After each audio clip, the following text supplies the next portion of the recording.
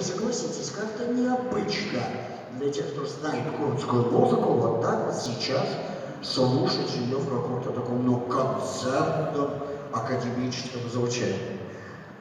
Я видел, как волновались музыканты, особенно Чинара, перед этим концертом, потому что они решили вынести курдскую музыку, в принципе, народную, на академическую сцену.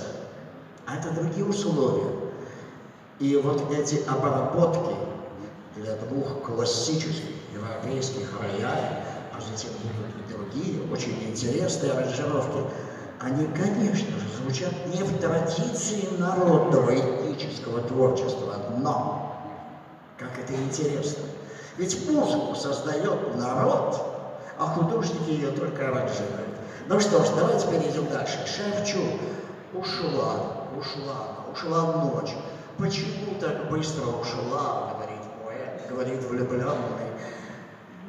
Я так расстроен, я так ждал. Почему эти мгновения встречи стали такими короткими?